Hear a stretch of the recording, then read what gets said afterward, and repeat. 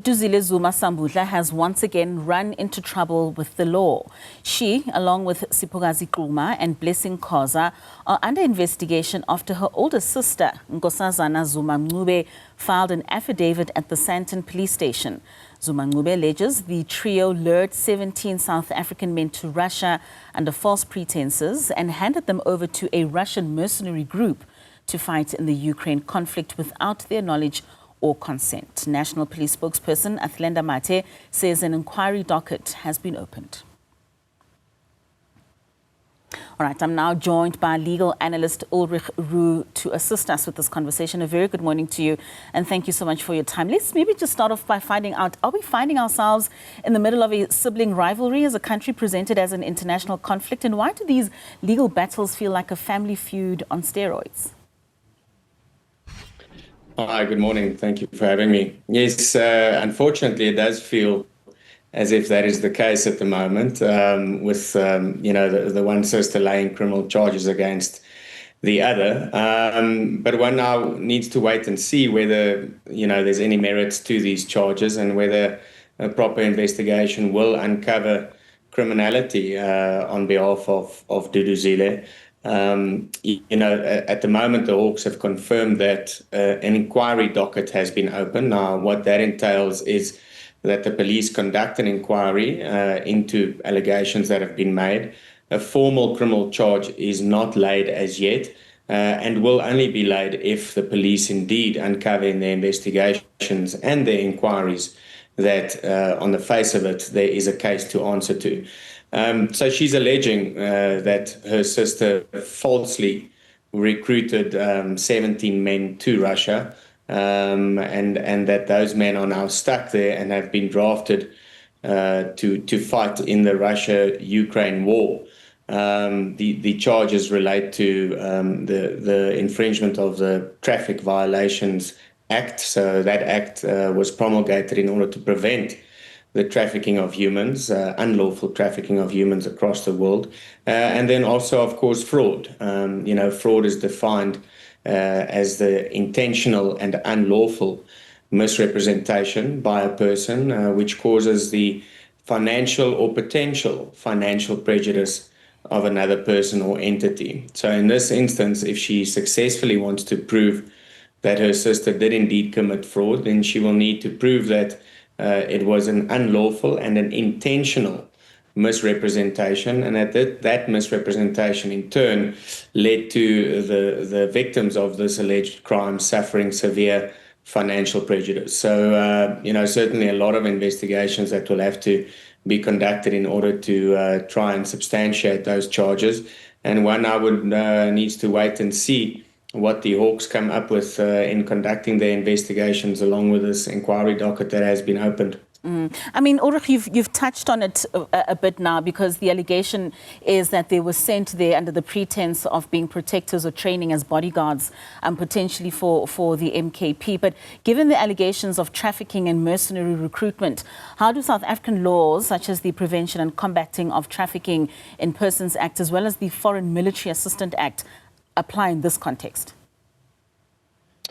Well, certainly, if the evidence does show that she at all times had an intention to traffic these individuals. So, in other words, it was never going to be military training being provided to them, and they were always going to be, drafted and used in the war between Russia and the Ukraine. Then certainly there would be, on the face of it, a violation of that Prevention and Combating of Trafficking in Humans Act, as well as the Military Act. You cannot just, under false pretenses, send South African soldiers, in inverted commas, to Russia to go and fight in that war. The obvious deduction is that it's a political move and sort of a favor that is done by sacrificing some South African individuals to go and fight in that war. So the acts would certainly be applicable, if the relevant investigation do uncover that there was criminality and unlawful behavior on her part in this regard. And certainly it would be seen in a very serious light. One of the difficulties that I do foresee in the laying of this charge is that they're going to have to prove that these 17 individuals who are now, so to speak, stuck in limbo, were not aware at any given time of what the actual situation was, of what they had signed up for, and that they at no point in time knew that they would be drafted to go and fight in this war. So certainly an interesting legal point of view, and once again, there will only be criminality proven if a successful investigation is conducted by the Hawks. At this stage, they are merely conducting investigations in terms of an inquiry docket, and no formal charge has been laid as yet. I mean, you speak about a potential political move. What do you think would be the potential legal risks and implications for the former president himself if his family members are found to be involved in such activities, especially considering his own political legacy? Well, I think that, former President Zuma has made it clear that he's, not too perturbed by the South African laws and would rather find a way around them if it suits his narrative. But, I mean, it is pure speculation at this stage. I don't think anyone can say with certainty that there was a political motive behind this. But one would certainly think that it would cause damage to his reputation if his family members are involved in the unlawful trafficking of humans, South African citizens, to Russia. But, one can expect him to put up a defense of he was at no time, was he aware of this, and it mustn't be, implicated that he was involved, and accordingly people shouldn't, cause damage to his reputation. But at this stage, unfortunately, pure speculation whether there was indeed a political motive behind it. Yeah. If we come back to the law, how effective is our legal framework as a country in addressing mercenary activities and foreign military assistance, especially in cases involving South Africans recruited abroad?